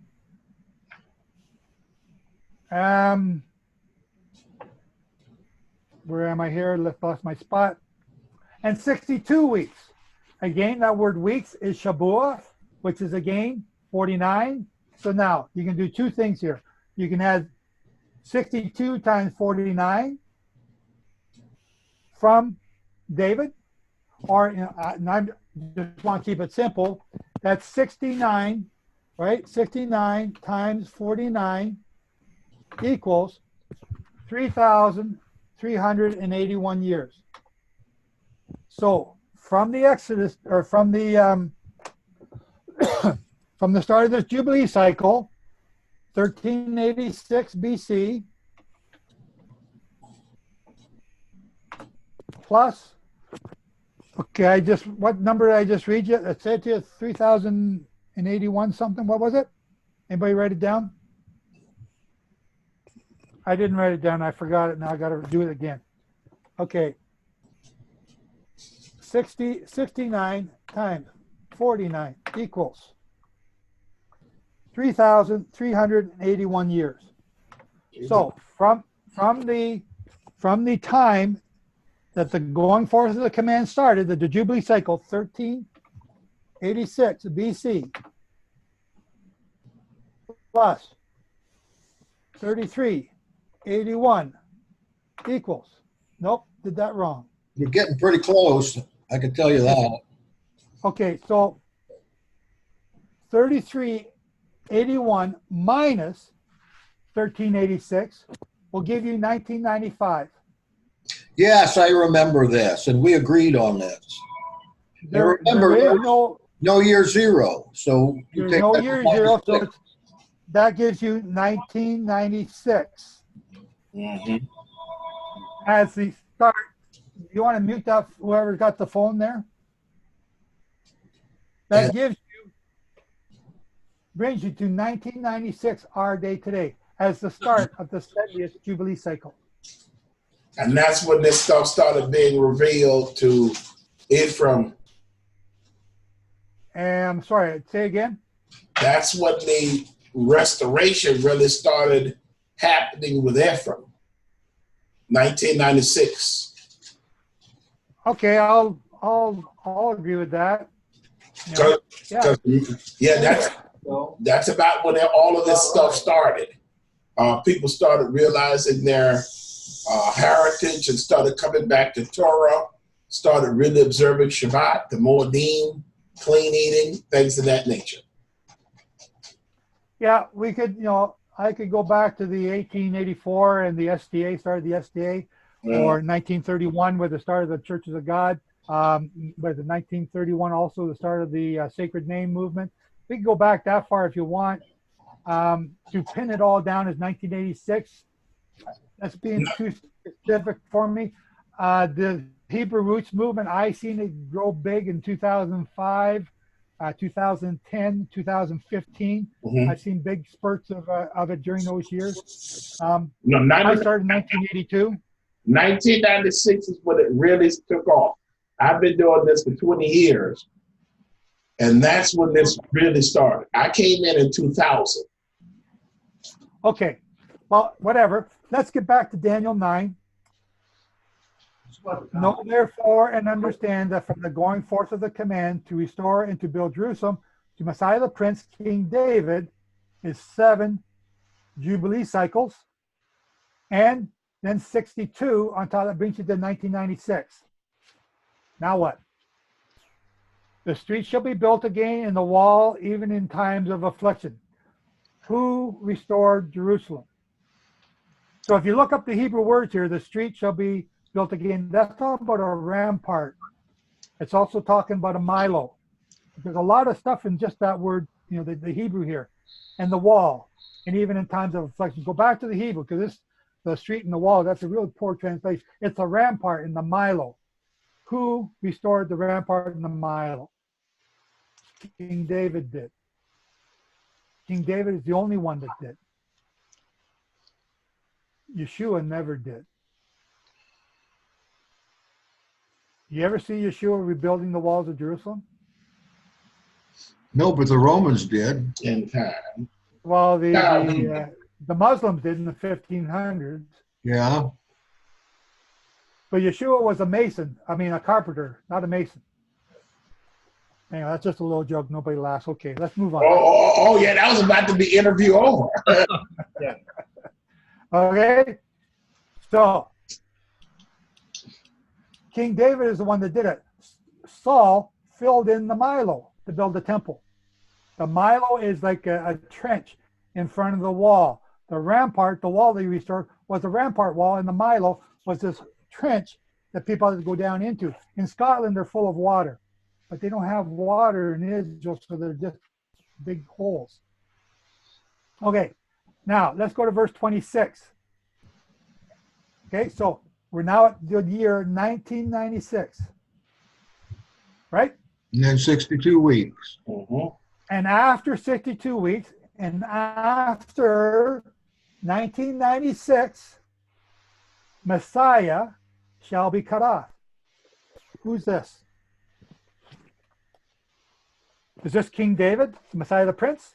Or is this Yeshua? Because Christianity is saying this is Yeshua. Well, they're saying that Messiah is coming in the place of King David. They're actually calling him the son of David. Okay. Is it referring to the son of David in that respect? or is it referred to David himself? Because remember, David was never cut off. And I'll leave it like that because I think you're both on the right track. I believe that we're about to see King David because King David is going to rule all of Israel during the millennium. Mm-hmm. King David will rule. And I got 5 scriptures in the book at the end of one of the chapters. I forget which one. I'd have to look them up to find them. But Well, I'm assuming that you call Yeshua ben Dawid because he is the one that is to come as, and also the Old Testament continually says, Yahweh, him herself, will be the ruler of the world. So are these all euphemisms for the same thing? Jackson, you really want to open up this can of worms? Because we can go on here for about 4 hours just on Well, one let's do subject this. alone. Let's do that another time because our time is So going. just I think the part would be good to focus just on that. Yeah, We can open up that can of worms because, I can see the shoot match that's going to come out of that. Would you come on another time? For that subject? Yeah. Well, let me just tell you my understanding of it real quickly, and then we're just going to move on. Okay. Jehovah is the one that we nailed to the tree, and Jehovah is the one we're going to marry after the 7th millennium to start the 8th millennium.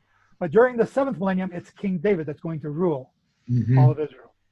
Okay, so that's the way I understand it. So King David's about to come back, be raised up from the dead. But there's only one time that's going to take place. That takes place at the same time the 144,000 are raised up. So that's at the end of the tribulation. So that's what I see coming. So right now we're at the year 9. And it's after that time, Messiah shall be cut off. Who is this Messiah that we're talking about? We're not talking about King David being cut off, though, because he's already dead. Paul says he's dead and still with us. Who's this Messiah? Well, I think in Acts 2, it talks about the tabernacle of David being restored. Yeah. We're not talking about the tabernacle. We're talking about the Messiah, the anointed here. All right. Who is the Unless anointed? there's another supposed Messiah. Yeah, like Obama? Oh, gosh, no. Obama's going to return? I couldn't take another. Or Bill Clinton. Oh, God, even worse. They're both Christians, so. Yeah. Okay. So let's go to the scriptures. Let's see what the scriptures say is calling the Messiah. Let's go to Psalms 105. And let me just read you. I'm going to read 105, and I'm going to go 7 to 19. You can do. Actually, I'm just going to save it and just go straight to 15. I'm looking at it. Read it. Go ahead. Starting at which verse? 15. All right. Do not touch my anointed ones. Do my prophets no harm. He called down. Who are the anointed one? Okay, that's. We're just going to cut right to the chase. Who's the anointed here? Yeshua? No. He's talking about kings here. He's talking about Israel. It says, he allowed no one to oppress them. For their sake, he rebuked kings. So, okay, you're right. It's Israel. Do not touch my anointed ones. Do my prophets no harm. He called down famine on the land and destroyed all their supplies of food. Absolutely. And he sent a man before them, Yosef, I see where you're going, sold as a slave. They bruised his feet with shackles. His neck was put in irons. You got a lot coming in your life. Till what he foretold came to pass, till the word of Yahweh proved him true. The king sent and released him. The ruler of people set him free. He made him master of his household. So who is this talking about? Who is the anointed that Joseph ruled over? I think it's probably you. It's the 12. That's not me. Well, he ruled over the world, or the known world at the time. I mean, that's correct. Any property that Egypt had was ruled over by Joseph. It was Israel. When his brothers came to him, yeah. Yes. This is talking about Israel. You start back You're at the beginning. talking about that Oh, Joseph then. Not, okay. not this, Joseph. You're going the wrong way. You're thinking it's me. Okay, I got So you. you're talking about a resurrected Yuya. A Oh, resurrected who? Yuya, that's Joseph's Egyptian counterpart. No, I'm not. who you talking about then? I'm talking about the anointed being Israel. Okay. Oh, I see. Just as in the previous paragraph then. All 12 tribes Okay. are Jehovah's anointed. Mhm. So you talking about there's going to be a unification? No, I'm trying to get you to understand who this Messiah is in Daniel 9. Israel. The second Messiah is Israel. Okay. So the church Okay. are all going to come together and rule the world. Oh, Father, King. The ecumenical movement is a good thing then. Oh, just forget it. Go ahead. You're going off on these tangents here. We were to be a nation of priests and kings. Yes. That's good. There, that's a good one. Who was that? Rogers. You get a reward. That's correct. 13 golden emeralds for you. Okay. So back to Daniel 9:26. And after 1996, Israel. Now, this is what you have to go and do.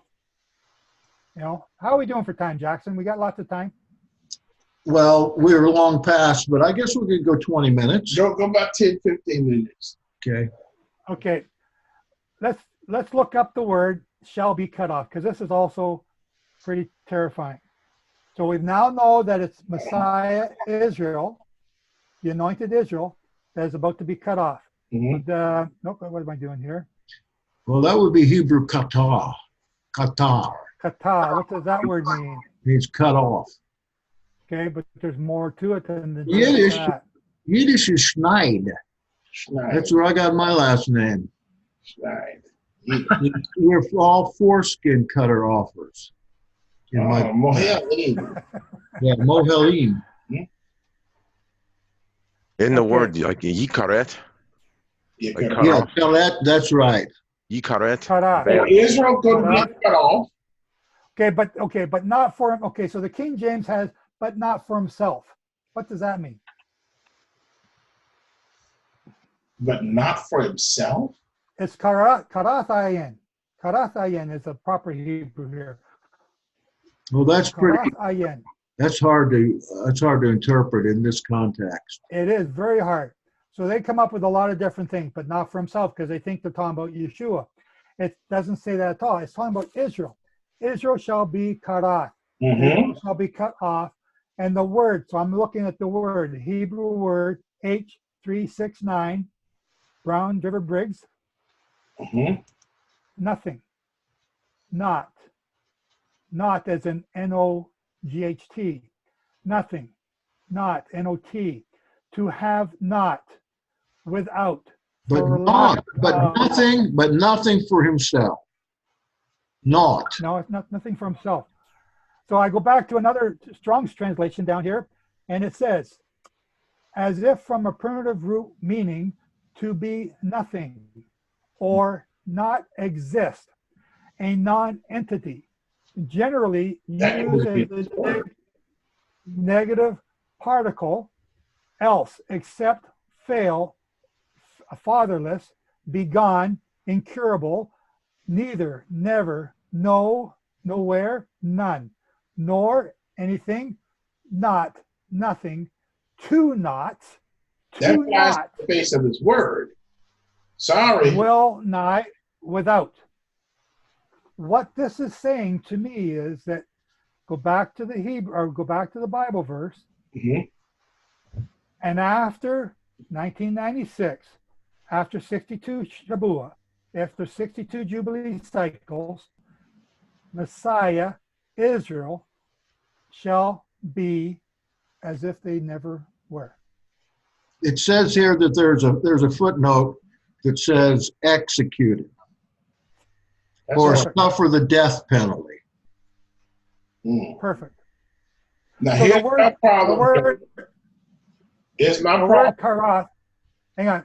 The word karath refers back to the covenant, the cutting of the covenant, the cutting of the animals between where you hold the walk between the two pieces, the karath. It has a reference to that. What is it that we're going to be snuffed out for? Because we did not keep the covenant. Okay. And that is to happen after 62 Jubilee cycles from the time of King David. After 69 Jubilee cycles from the Exodus. That flies in the face of his word, though. Say again? That flies in the face of his word. Not at all. It's everything his word is about. No, what I mean is, he says that if you cut off Israel from being a nation, I mean that doesn't work. You see what I'm saying? No. Why would he cut off Israel, snuff out Israel? Well, there's a reason that's coming up in this prophecy. And it says because they broke the covenant, but that already happened in 66. That already happened. They're not sovereign right now. Hang on. You're thinking Israel is the Jews. If you're referring to No. I'm thinking Israel is a nation. Because remember, the 10 tribes are already gone and they have not technically come back. Judah and Benjamin and half of the tribe of Levi, they went out in 66. Okay? They still have not come back. There's no sovereignty over Jerusalem. We have some Jews in Jerusalem now. Half the population of the Jewish people are there now. The other half are still around the world. The 12 tribes, the other 10 tribes are made up of the United Kingdom, United States, Holland, Norway, Sweden. Those Celtic tribes. See, I disagree with that.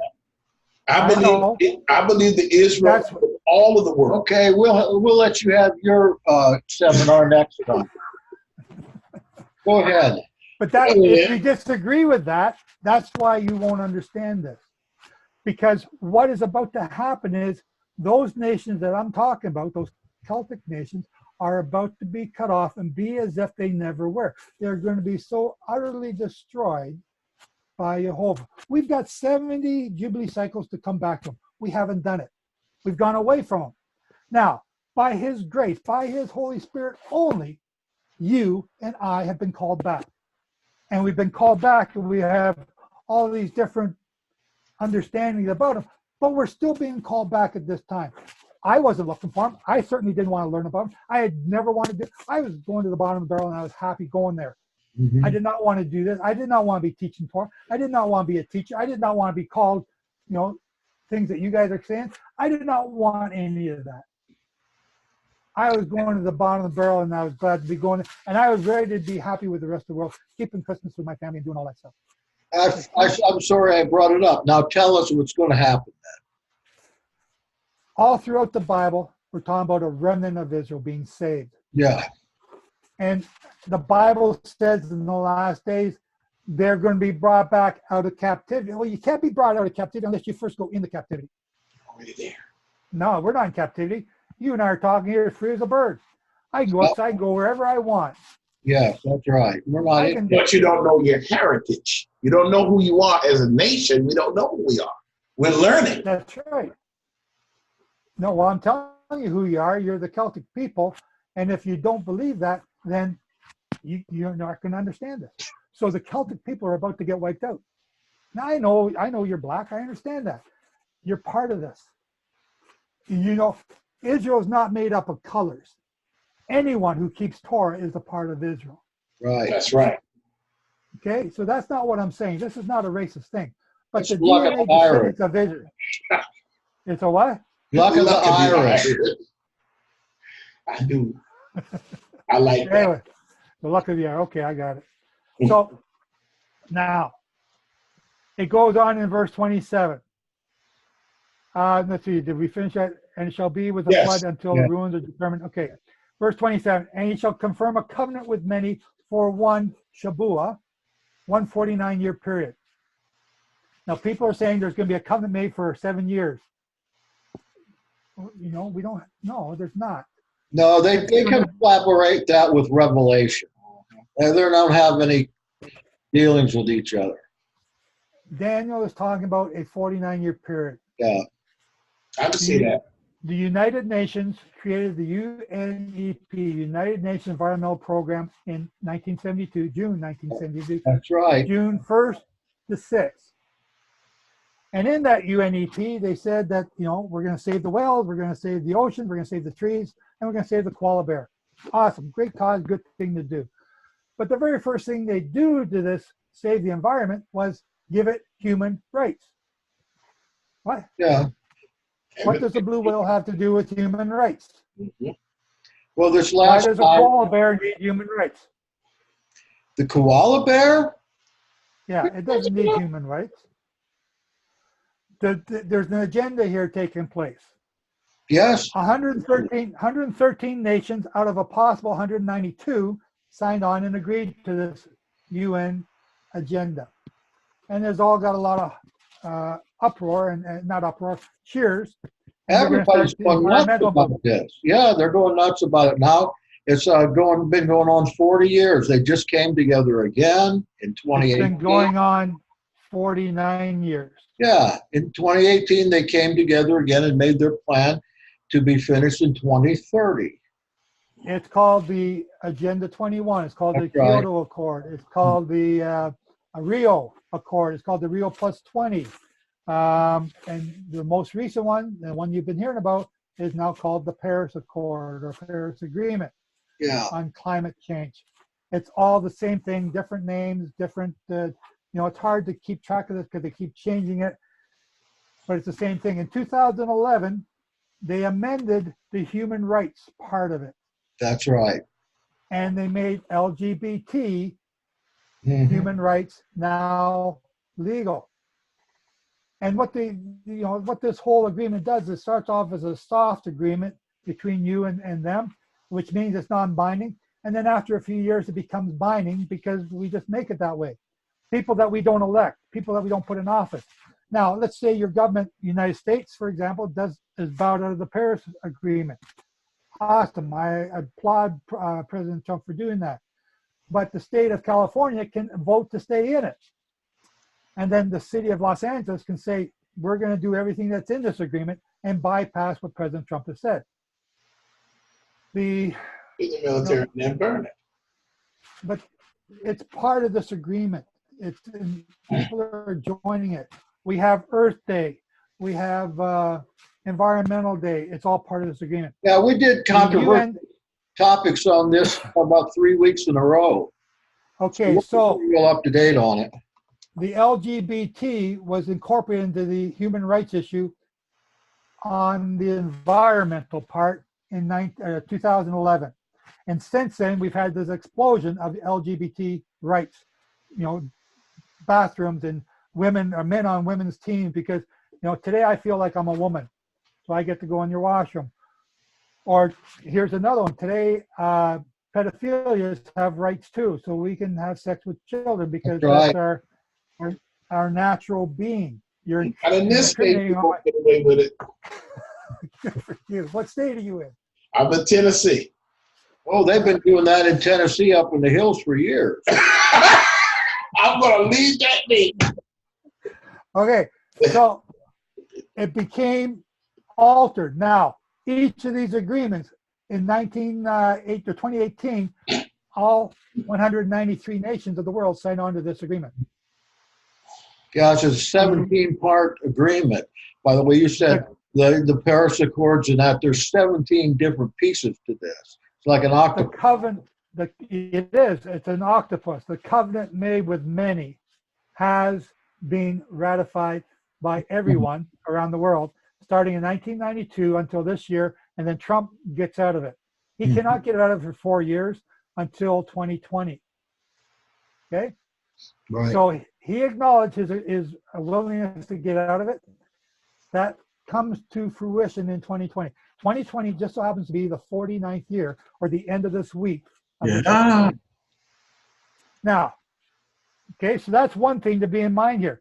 What is the United Nations trying to do?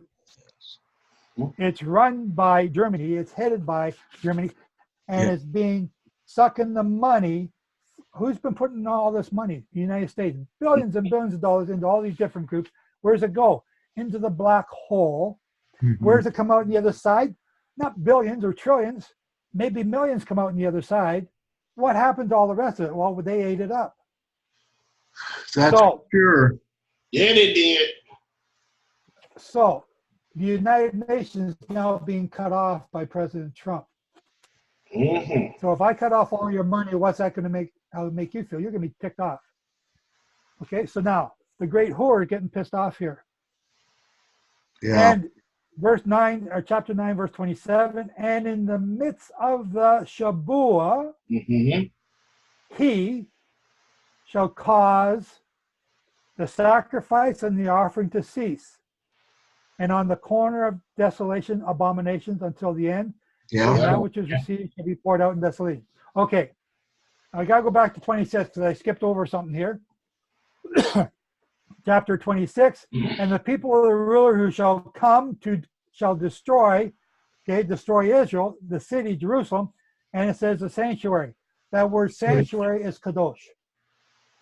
The word sanctuary is translated as sanctuary from the word kadosh, and the word kadosh means saints. Because if it was the word sanctuary, which Daniel knows what the temple is, he would have called it Mikra Kadosh. Yeah, the Kadoshim. It absolutely. Daniel uses the word Mikra Kadosh, in other verses in the books of Daniel. He is talking not about the temple being destroyed here, but he's talking about the saints. And that lines up with the saints being destroyed in Daniel 8, and the saints being destroyed in other verses. And I'm not going to quote them all to you now, but I've got to mark this right now because this has a lot to do with the predictions in the Epistle of Barnabas. Now, because the same word is used in there that can be understood as saints rather than sanctuary. So I just want to put this comment in so when I edit this, I'll remember it and look it up. Go ahead. Sorry. Okay. So the saints are being killed. And so now go back to verse 27. And in the midst of the week, in the midst of the Jubilee cycle, the 70th Jubilee cycle that we're in now, he shall cause sacrifice and offering to cease. I believe that's the prayers of the saints to cease. Why wouldn't it be the money given to this organization? I don't know. Sacrifice is, let's see, I'm trying to think of the word for that. And they really don't know what it means. What is the egg on the Passover? Oh my goodness. Haggadah. Haggadah. No. Haggadah. It's the minka. The minka is the word here. The minka is the offerings made for the offerings. Okay. So I'm saying, and you know, we have I think it's Hosea says the offerings that he wanted was the prayers of our lips. So I'm associating that. This is a hard one to translate. That's pretty weak, though. Yeah, that's weak. But I understand in the context of what you're saying, maybe you're talking about so much going in one end and nothing coming out to the other. And if the money fails them, and the next verse is on the wing of abominations, shall be one who makes desolate. Here is this, like you said, this consistency of nations getting mad. And they rule many troops all over the world, the UN troops. Yeah. Is that a possibility? They're weak. So I would agree with you that the UN is possibly about to come in here and do harm. And it happens. Well, Egypt said the same thing, that they were invincible, and yet they were taken out without anyone raising the sword against them. So the United States can be the same way. I have no doubts about that. Yeah. It says in the middle of the 70th week, this is going to happen. So when is the middle? If 1996 was the start and 2044 was the end, what's the middle? It's 2020. If this covenant made with many began on June 1972, one Jubilee cycle later brings you to June 2020. Yeah, it says in the middle of the week. So June 2020, Shavuot, which is probably when Shavuot happens. Shavuot is May 31st, 2020. So this is when the hammer's coming down then. We're going to hold you to that. I believe, yes, I'm holding myself to. I believe the trigger is going to be pulled. What's it going to start with? Is it assassination? Is it a nuclear bomb going off somewhere? What is that? Do I also believe there's a precursor to this, or it starts at the same time, the invasion of the Middle East by Europe, which is going to need a trigger, and that trigger has to be the Middle East, and I believe they're going to do something to the Vatican. So there's a number of things I'm looking at to happen this year. And none of this happens in 2020. I've already said on my website, I got a countdown clock there, that I'm done. I don't have to do this anymore. You're kind of conflaborating Revelation 18 with this verse, aren't you? And refresh with the great whore and the mystery Babylon and the whore burning up and all this. No, that doesn't happen. She is the one who attacks. She's the one drinking the blood of the saints. They have to be killed. Daniel, you go to the Daniel 8. How long is this going to go on for? And it says 2,300 mornings and evenings. Okay. 2,300 days from this start is 6.25 years. That's how long they're going to be hunted and killed. Because it also says in Daniel 8 that the saints will be trodden underfoot. Not the sanctuary, the saints. Now, who do you consider the whore of Babylon? Europe. Okay, that's pretty traditional. But see, it says even until the consummation, which is determined, is poured out on the desolate. You're saying that refers to the 2,300 days. Back in the last 27. The last little bit in chapter 9 says, yes, even until the consummation, which is determined, is poured out on the desolate. You're referring that pouring out as the 2,300 days of hell. Yes. Okay. What you get from Daniel 8. I need to study that a little more. Yeah. I've got your book. Because my contention is that if you were talking about Islam, then we'd have a different ballgame. I'm sorry, if we're talking about what? Islam. Islam? Mm-hmm. Talking about Islam in what way? Being the or Babylon. I still get to hear you. But Revelation has already happened. You know, this had... But hang on, Jackson. All right. Hang on. You want me to... what were you saying? I'm sorry. Go on. You're cutting out, so if Islam... Basically, what my contention is that the whore of Babylon is Islam. And it always has been. It's hang on. In Daniel, what is it? Daniel 10? It's talking about the king of the north. The king of the north invading the king of the south. Who is that? That's Europe invading the Middle East. What did Germany just do in the last 4 years? They invited over 1 million young, strong Islamic men into their country. And what's happening now? What are they doing with those men? They tear that place up. Yeah, they're destroying the place. They have to do something. They have to train them. They have to put them in the military. They need some place to get rid of them. Where's that going to be? We have to invade another country. The Middle East, bring them back there? No. They're coming here.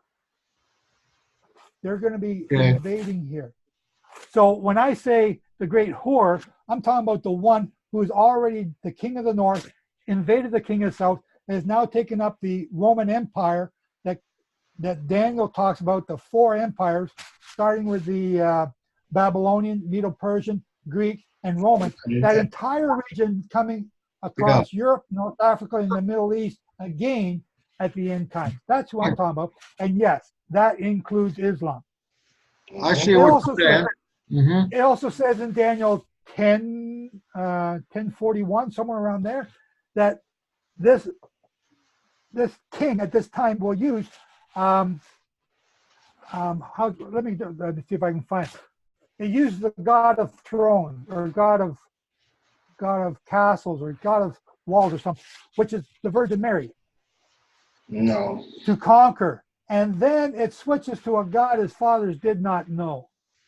That God his fathers did not know is Islam, who only came around in 700 AD. Okay, so you're talking about maybe an agreement with the Catholics and the Islamic State. The European Roman Empire has always been in cahoots with, is it 10 or 11? 10? 40? No, it's got to be 11. 40? Jack Van Impe says 10 to 13, then back to 10 again. I don't know about that, but we have to leave that for another time because our time's up. Will you come on again? Sure. Yeah, Daniel 11:39 is a fortress, strong fortress. That's referring to Mary as the god that they'll use to conquer Europe. And then the other gods is referring to Islam. So that's what that is. Sure, Jack, I'll come back on again. All right. Will can you come next week since we're kind of hot on this? Let me think. I'll say yes, but I got to check with my wife. All right, that'd be fine, and we'll get in touch. And I want to thank all those that came on as well. This is a real good session. I appreciate you doing it, Joseph. And I'll be considering whether you're the Joseph in the prophecy or not. You might be. And not the one that you were reading, no. If you are, then we're glad to welcome you. So thanks a lot, everybody. And we'll reconvene next week at 1 o'clock. Don't know what the topic is, but I'll be talking to Joe in the meantime. We'll see what's going to happen. All right? Shalom, y'all. Everybody's cool. Thank you very much. Shalom.